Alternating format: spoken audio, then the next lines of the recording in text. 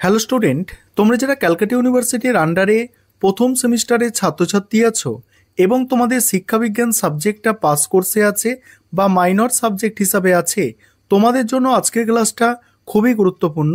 আজকের ক্লাসে তোমাদের 100% কমনযোগ্য সাজেশন নিয়ে আলোচনা করব। তোমরা যারা ইংলিশ ভার্সনের স্টুডেন্ট আছো তোমরাও আজকে ক্লাসটা দেখো, কারণ সাজেশনটা তোমরা ইংলিশেও পেয়ে যাবে। তোমাদের এই পেপারটা 75 মার্কস অর্থাৎ 75 নম্বরের পরীক্ষা হয়। 3 ধরনের প্রশ্ন তোমাদের থাকে। প্রথমত থাকে 10 নম্বরের প্রশ্ন, 3টে অ্যান্সার করতে হয়, এটা হচ্ছে 30। 5 নম্বরের প্রশ্ন তোমাদের 5টা অ্যান্সার করতে হয়, এটা হচ্ছে 25। এবং তোমাদের 2 নম্বরের প্রশ্ন 10টা অ্যান্সার করতে হয়, সেখানে হচ্ছে 20। এই হচ্ছে তোমাদের টোটাল কোয়েশ্চেন প্যাটার্ন। আরেকটা বিষয় এখানে বলে নিই যে তোমাদের জেনারেল এবং মাইনর কোয়েশ্চেন প্যাটার্ন সেম আছে, তবে কোয়েশ্চেন পেপার আলাদা আলাদা দিনে যেহেতু পরীক্ষা আছে সেই কারণে আলাদা আলাদা তোমাদের কোয়েশ্চেন পেপার হবে। তোমাদের উভয়দের জন্য এই প্রশ্নগুলো খুবই গুরুত্বপূর্ণ। আমি অধ্যায় ভিত্তিক প্রশ্নগুলো রেখেছি, ভালো করে তোমরা দেখে নাও। দেখো প্রথমে 1 নম্বর অধ্যায় থেকে প্রশ্নগুলো দেখো, খুব কম প্রশ্ন রেখেছি, তার মধ্যেও আমি স্টার দিয়ে চিহ্নিত করে দিয়েছি যেগুলো মোস্ট ইম্পর্টেন্ট আছে। প্রথম প্রশ্ন, শিক্ষার সংজ্ঞা দাও। সংকীর্ণ অর্থে ও ব্যাপক অর্থে শিক্ষা কাকে বলে, এর বৈশিষ্ট্য লেখো। এই প্রশ্নটা আবার ঘুরিয়ে আসতে পারে, সংকীর্ণ অর্থের শিক্ষা এবং ব্যাপক অর্থের শিক্ষার মধ্যে পার্থক্য। পরের প্রশ্ন, শিক্ষার লক্ষ্য সম্পর্কে ডেলর কমিশনের গুরুত্ব আলোচনা করো। পরের প্রশ্ন আছে প্রকৃতিবাদের মূল নীতিগুলি কি কি, শিক্ষায় প্রকৃতিবাদের প্রভাব আলোচনা করো। পরের প্রশ্ন আছে প্রয়োগবাদ বলতে কি বোঝো, এর মূল নীতি লেখো, শিক্ষায় প্রয়োগবাদের প্রভাব। তারপরে আছে বৌদ্ধ দর্শনের মূল নীতিগুলি লেখো। এবার তোমার মডিউল 2 দেখো। মডিউল 2 থেকে দেখো প্রথম প্রশ্ন আছে পাঠ্যক্রমিক কার্যাবলী, সহপাঠক্রমিক কার্যাবলীর সংজ্ঞা দাও। বিভিন্ন ধরনের সহপাঠক্রমিক কার্যাবলী সম্বন্ধে সংক্ষেপে আলোচনা করো।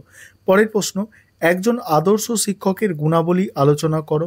তারপরের প্রশ্ন, পাঠ্যক্রম বলতে কি বোঝো, একটি আদর্শ পাঠ্যক্রমের মূল নীতি বা বৈশিষ্ট্য, একটি আদর্শ পাঠ্যক্রম গঠনের মূল নীতি বা বৈশিষ্ট্য লেখো। পরের প্রশ্ন আছে শিক্ষার্থীর ওপর বংশগতি ও পরিবেশের প্রভাব আলোচনা করো। পরের প্রশ্ন, প্রথাগত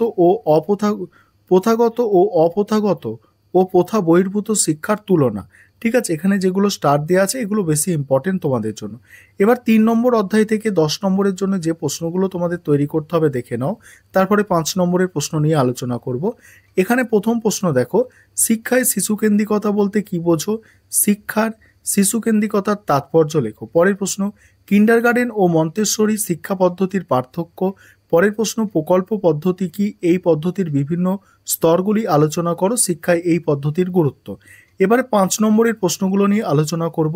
তার আগে যে বিষয়টা তোমাদের বলার আছে সেটা হচ্ছে তোমাদের জন্য স্টাডি মেটেরিয়াল তৈরি করা হয়েছে। তোমরা এখনও যদি কেউ স্টাডি মেটেরিয়াল পারচেস করতে ইচ্ছুক থাকো, সেক্ষেত্রে নিচে যে নম্বরটা দেখতে পাচ্ছ এই নম্বরে যোগাযোগ করে স্টাডি মেটেরিয়াল পারচেস করতে পারো। দেখো এবার 5 নম্বরের জন্য যে প্রশ্নগুলো তোমরা তৈরি করবে দেখো, মডিউল 1 থেকে দেখো। মডিউল 1 থেকে প্রথম প্রশ্ন আছে ডেলর কমিশনের 4টি স্তম্ভ আলোচনা করো। এখানে বলি 5 নম্বরে এই 4টি স্তম্ভ একেবারে আসবে না, সেখানে যেগুলো আছে জ্ঞান অর্জনের জন্য শিক্ষা, এটা টিকা আকারে আসতে পারে, কর্মের জন্য শিক্ষা, একত্রে বসবাসের জন্য শিক্ষা, প্রকৃত মানুষ হওয়ার শিক্ষা, এইগুলো আসবে। তারপর দেখো ব্যক্তিতান্ত্রিক শিক্ষায় ব্যক্তিতান্ত্রিক লক্ষ্য আলোচনা করো। পরের প্রশ্ন, শিক্ষার সমাজতান্ত্রিক লক্ষ্য আলোচনা করো। পরের প্রশ্ন, শিক্ষার প্রয়োগবাদের প্রভাব লেখো। নেক্সট আছে পতঞ্জলির যোগ দর্শনের মূল নীতি উল্লেখ করো। পরের প্রশ্ন, বৌদ্ধ দর্শনের মূল নীতিগুলি লেখো। এবারে 2 নম্বর অধ্যায় দেখো। 2 নম্বর অধ্যায়ে 5 নম্বরের জন্য যে প্রশ্নগুলো তোমাদের তৈরি করতে হবে, পাঠ্যক্রমের আধুনিক ধারণা সম্পর্কে আলোচনা করো। পরের প্রশ্ন, একজন শিক্ষকের দায়িত্ব বা কর্তব্য লেখো। পরের প্রশ্ন, প্রথাগত ও প্রথা বর্জিত শিক্ষার তুলনা। নেক্সট, সহপাঠক্রমিক কার্যাবলীর শিক্ষাগত গুরুত্ব লেখো। পরের প্রশ্ন, প্রথাগত শিক্ষার বৈশিষ্ট্য। এবার 3 নম্বর অধ্যায় দেখো। 3 নম্বর অধ্যায় প্রথম প্রশ্ন, খেলা ও কাজের মধ্যে পার্থক্য। নেক্সট আছে শিক্ষায় প্রজেক্ট পদ্ধতির গুরুত্ব। পরের প্রশ্ন, প্রকল্পের বৈশিষ্ট্য আলোচনা করো। নেক্সট, শিশুকেন্দ্রিক শিক্ষার বৈশিষ্ট্য লেখো। তারপরে দেখো মন্তেশ্বরী শিক্ষার ব্যবস্থার বৈশিষ্ট্য, কিন্ডারগার্টেন শিক্ষা ব্যবস্থার বৈশিষ্ট্য। এবার 2 নম্বরের প্রশ্ন যেটা আছে সেটা আলাদা করে তোমরা একটা সাজেশন পেয়ে যাবে। এবার তোমরা যারা ইংলিশ ভার্সনের স্টুডেন্ট আছো তোমরা সাজেশনটা দেখো। প্রথমে চ্যাপ্টার 1 থেকে দেখো, চ্যাপ্টার 1 থেকে 10 নম্বরের প্রশ্নগুলো তোমরা দেখে নাও, আর যেগুলো স্টার দিয়ে চিহ্নিত করা আছে এগুলো তোমাদের জন্য মোস্ট ইম্পর্টেন্ট প্রশ্ন। এবার চ্যাপ্টার 2 থেকে দেখো, চ্যাপ্টার 2 থেকে যে প্রশ্নগুলো তোমাদের জন্য ইম্পর্টেন্ট দেখে নাও, আর স্টার দেওয়া প্রশ্ন মোস্ট ইম্পর্টেন্ট। আমাদের ইংলিশ ভার্সনেও স্টাডি মেটেরিয়াল তৈরি আছে, তোমরা যারা পারচেস করতে ইচ্ছুক আছো অবশ্যই যোগাযোগ করবে। 3 নম্বর চ্যাপ্টার থেকে দেখো, চ্যাপ্টার 3 থেকে। এবার তোমরা 5 নম্বরের প্রশ্ন 5 মার্কসের প্রশ্ন দেখো। চ্যাপ্টার 1 প্রথমে আছে দেখো, চ্যাপ্টার 1 থেকে যেগুলো তোমাদের 5 মার্কস করতে হবে দেখে নাও। তারপরে চ্যাপ্টার 2 থেকে 5 মার্কস দেখো।